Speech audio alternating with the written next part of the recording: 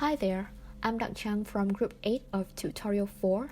Our group has 4 members, Đặng Thu Trang, Bùi Thị Cẩm Ly, Bùi Quốc Trung, and Vũ Thùy Trang. The topic that we have chosen is about price discrimination and its implementation in various market structures, positive and negative consequences.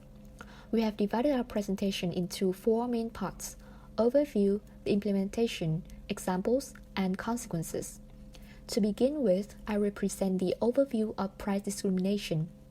Price discrimination is the business practice of selling the same good at different prices to different customers. When a product is sold in a competitive market, price discrimination is impossible.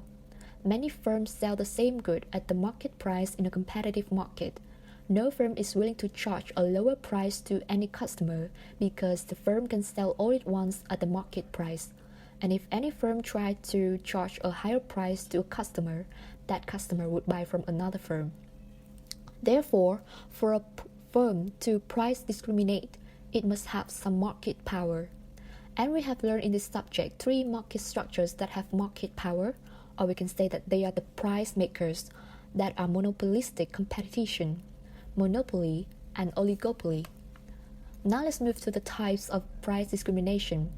There are 3 types of price discrimination: first degree, or personalized pricing; second degree, or product versioning or menu pricing; and third degree, group pricing. First degree price discrimination is also known as perfect price discrimination. It occurs when a business knows the absolute maximum price that every consumer is willing to pay and can charge its consumer that exact amount. Second degree discrimination occurs when a company charges a different price for different quantities consumed, such as quantity discounts on bulk purchases, which can encourage consumers to spend more. Third degree price discrimination occurs when a company charges a different price to different consumer groups. What I mean is that the price varies according to consumer attributes such as age, sex, location, and economic status. This discrimination is the most common. To continue the presentation, Li Bùi will talk about the implementation of price discrimination in monopoly as well as monopolistic, competitive, and oligopoly market. Thanks, Chang Dak, and I continue our presentation by talking about the implementation of price discrimination. I present about price discrimination in monopoly because we find that the price discrimination more specific in monopoly than oligopoly and monopolistic competition. In monopoly, there's a single seller. A product is called a monopolist. The monopolist has control over pricing, demand, and supply decision, thus sets price in a way so that maximum profit can be earned. The monopolist often charges different price from the different customer for the same product. This practice of charging different prices for the identical product is called price discrimination. Through the behavior of price discriminating in monopoly market, we draw a conclusion that the price in a oligopoly and a monopolistic competition say 3 common things with price discrimination in monopoly market. So the first characteristic is price discrimination is a rational strategy for a profit maximizing monopolist. That is, by charging different prices to different customers, a monopolist cannot increase its profit. In a sense, a price discriminating monopolist can charge each customer a price closer to willingness to pay than is possible with a single price. And second one, price discrimination requires the ability to separate customer according to their willingness to pay. Customer may be separated geographically, but sometimes monopolists choose other differences such as age or income to distinguish among customers.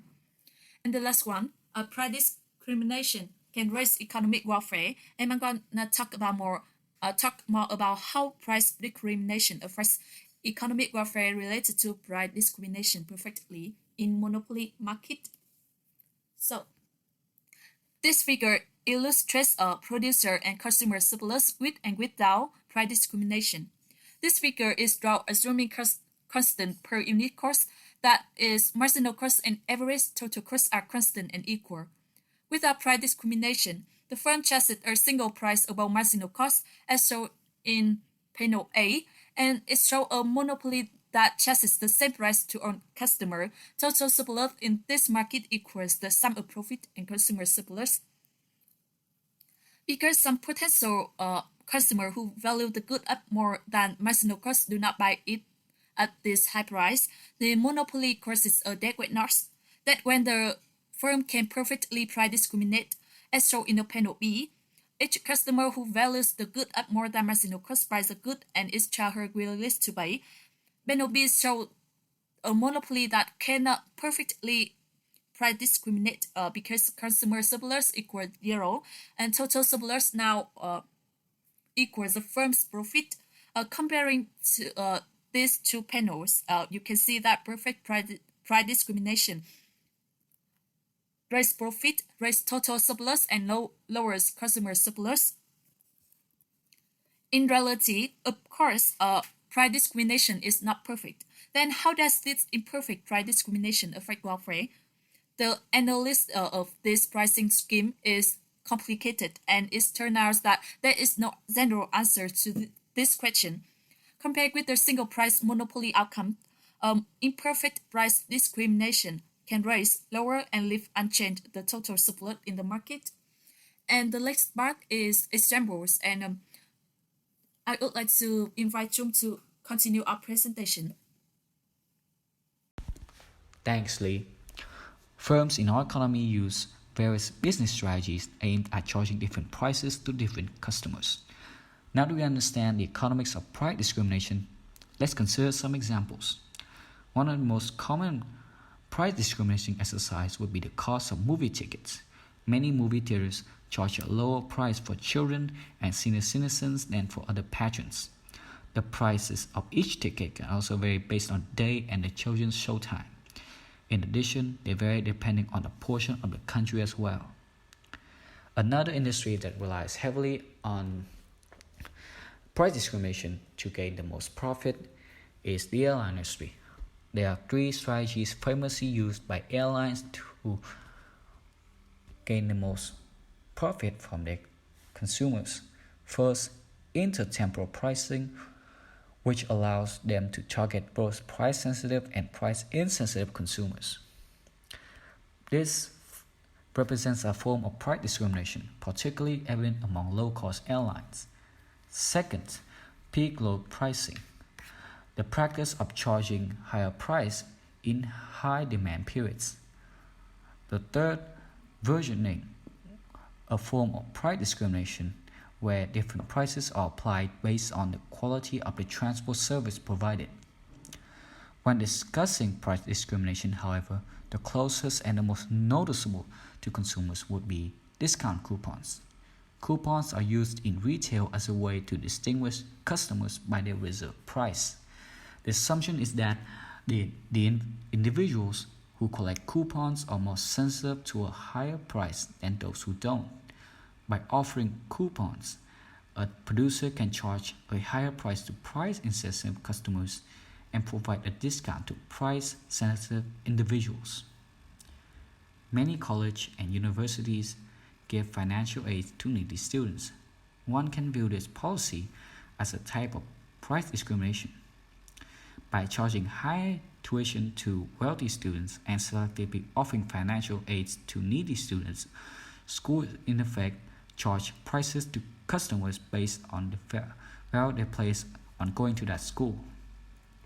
So far, in our examples of price discrimination, the monopolist charges different prices to different customers. Sometimes, however, they price discriminate by charging different price to maybe the same customer for the different units that the customers buys. This strategy is called quantity discounts.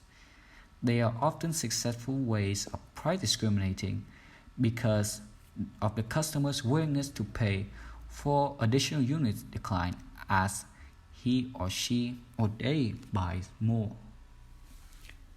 Now, Thùy Trang will explain the consequence behind price discrimination.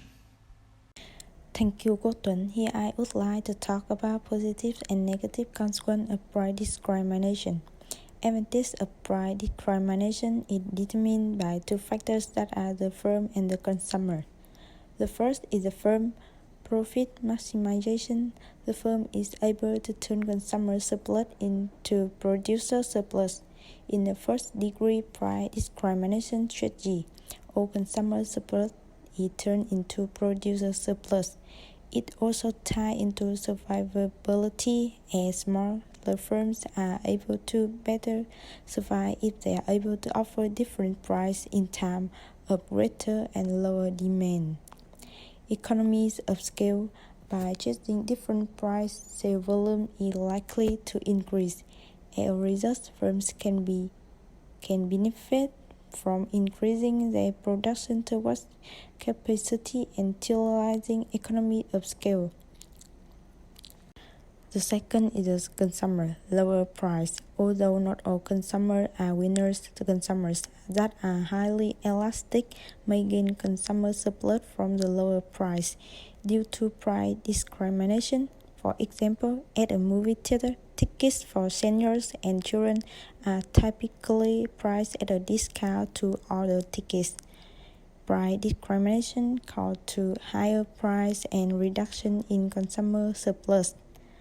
Higher price, as indicated above, some consumers will pay lower price while others will pay higher price.